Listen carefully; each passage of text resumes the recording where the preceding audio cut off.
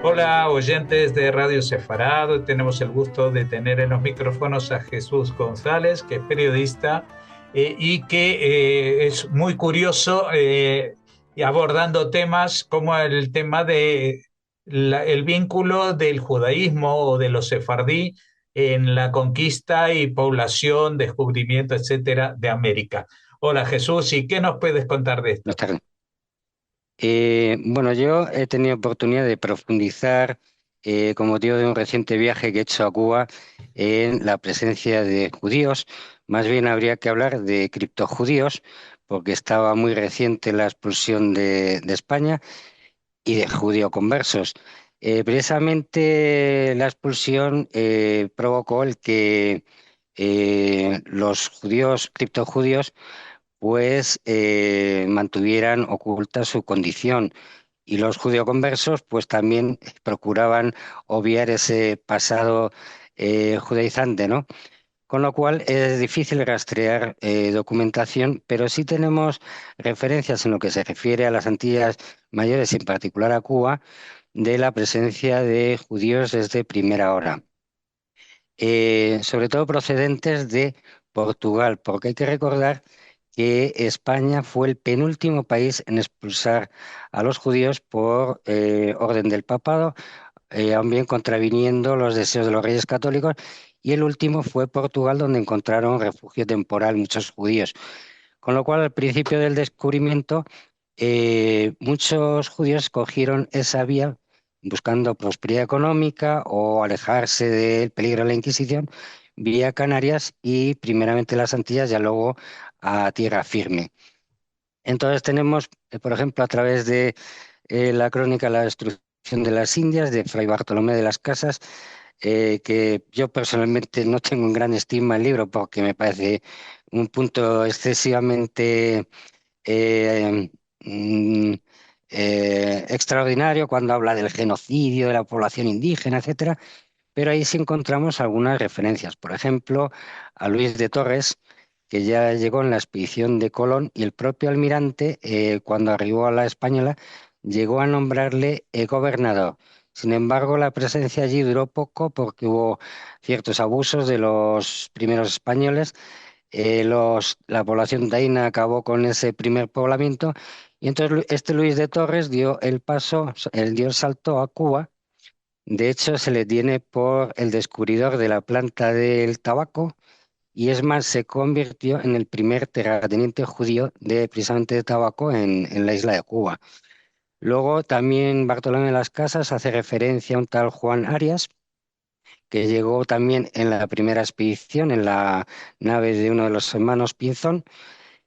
Pero empieza a haber una serie de denuncias de la llegada, precisamente a través de Portugal, de judíos, no solo judíos, sino moriscos, heréticos, y hubo algunas denuncias, por ejemplo, del obispo de Puerto Rico o del de La Habana. Con lo cual, pues los judíos iban saltando de isla en isla buscando huir de esa persecución, y bien pronto llegaron incluso a tierra firme, a Yucatán, que estaba a punto de emprenderse la conquista de México. Y ahí tenemos un judío, un carpintero judío, que fue el que erigió la primera cruz, parece un poco paradigmático, ¿no? En territorio de México.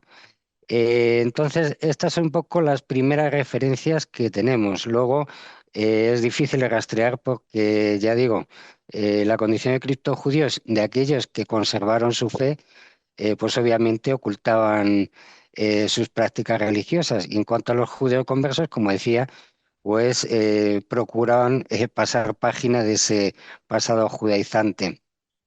Y luego en el transcurso de los siglos, pues ya en el siglo entre 17 y 18, sí tenemos constancia de que los que aún conservaban la fe, obviamente era una comunidad pequeñísima que no conservaba contacto entre ellos, eh, pues estableció contacto con algunos judíos de las colonias próximas de inglesas, francesas y holandesas. De hecho, ya muy tardíamente, en 1800, alrededor de 1880, incluso contactaron con una comunidad de sefardíes de Curazao. Eso en lo que se refiere a la primera etapa del descubrimiento en las Antillas, las Grandes Antillas, que es donde primero arribaron los españoles.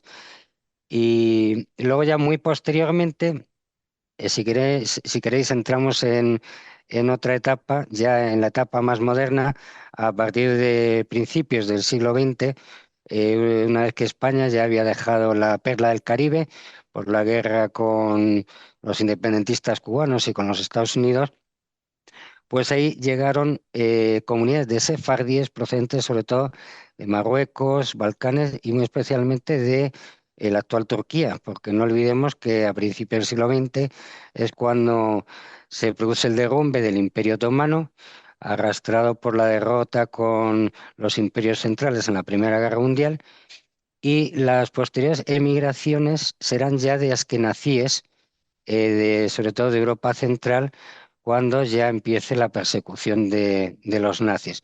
Entonces ahí sí se forma una pequeña comunidad de judía, afincada sobre todo en La Habana, que impulsados por su espíritu característico, emprendedor y tal, pues se dedicaron sobre todo al comercio, se erigió ahí una pequeña clase burguesa y se mantuvo hasta ya después de la Segunda Guerra Mundial, cuando la revolución castrista, todos sabemos que hay una serie de, bueno, las nacionalizaciones o más bien expropiaciones de las industrias, los comercios, los negocios de la gente y que afectó especialmente a esta comunidad judía, con lo cual, a raíz del triunfo de la revolución castrista en 1957, la mayoría de la pequeña comunidad judía emigró en torno al 80%, bien a Estados Unidos, sobre todo a la Florida, y también al nuevo Estado de Israel.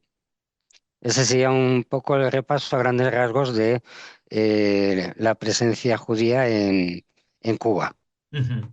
Bueno, tú tienes datos, por ejemplo, nos mencionabas el personaje este que vino con Colón, Luis de Torres, Juan Arias que vino con los Pinzón, pero este primer orfebre o como llamarlo, artesano que puso la primera cruz en México, ¿tenemos el nombre también?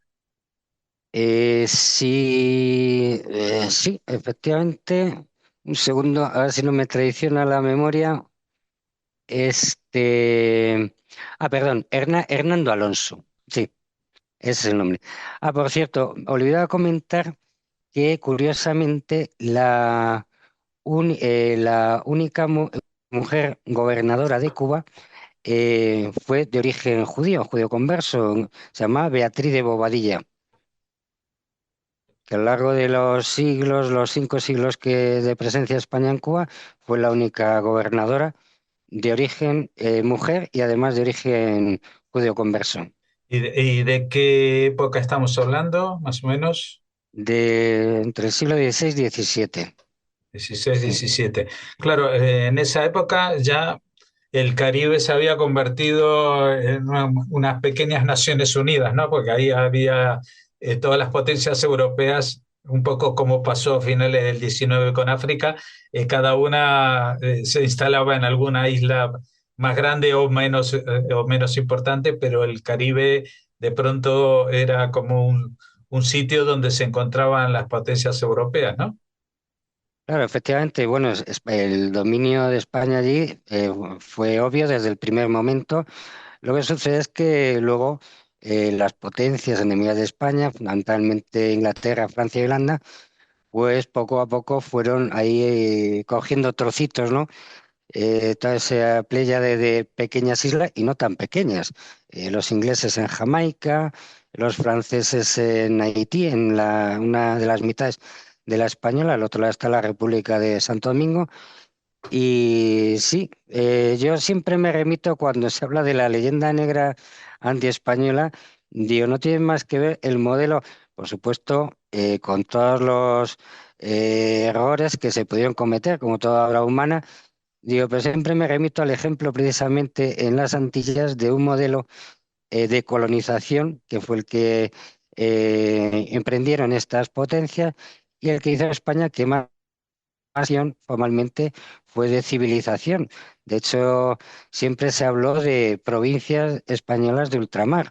Lo que había allí eran virreinatos, mismo modelo que antes se había utilizado, pues, por ejemplo, en el Reino de las Dos Sicilias, en Italia, etcétera. Y véase el mismo ejemplo en la isla de la Española, la República Dominicana, sin ser una grandísima potencia económica, como se vio, es un país razonablemente desarrollado. Y al otro lado de la frontera, donde estuvieron los franceses, con un modelo de explotación de monocultivo del algodón, fundamentalmente utilizando mano de obra esclava, pues es tristemente el país más pobre de América y uno de los más pobres del mundo. Ujú. Eh, Esta historia que nos cuentas, evidentemente, eh, es difícil de seguir los pasos porque justamente los judíos trataban de ocultar su origen, ¿no? Claro. Es lo que comentábamos. Pero también hay una polémica en torno a la propia figura de Colón. ¿Tú cómo lo ves? Porque hay muchos que dicen que era de origen catalán, que era de Valencia, que era español en general, aunque se le dice que era el genovés. Tú, eh, que has analizado y estudiado y leído mucho al respecto, ¿cuál es tu conclusión? Bueno, realmente no soy un experto, pero yo me quedo con la tradición de su origen genovés, porque teorías hay mil, incluso los catalanes, bueno, los independentistas catalanes hablan de su origen catalán, igual que el de Cervantes, Santa Teresa de Jesús, en fin, yo me quedo con su origen genovés. El por qué quiso ocultar ese origen que es lo que da Paulo a que a lo mejor pudo ser un criptojudío o tal. Pues no sé, a ver si algún día se terminará de descubrir la verdad al respecto, pero yo me quedo con su origen genovés. Bueno, incluso sin Colón tenemos presencia judía importante en el continente americano en esos primeros compases, justo antes de que, evidentemente, ya a finales del siglo XIX y principios del XX, pues lleguen judíos que actúan como judíos y que conservan la fe judía en todas las partes del continente. Antes la habíamos tenido, como tú mencionabas, por ejemplo, en las Antillas holandesas, que a su vez eran judíos que habían sido expulsados por los portugueses de Recife cuando conquistaron allí una colonia holandesa en principio, ¿no? Así es. Así que bueno, tenemos esa huella que si bien no es tan detectable a primera vista, sí que es importante porque de alguna u otra manera también ha dejado su impronta en la historia de ese continente. Te agradecemos mucho que nos hayas atendido y compartido con nosotros estos descubrimientos e investigaciones. Siempre un placer compartirlo con vosotros y los oyentes.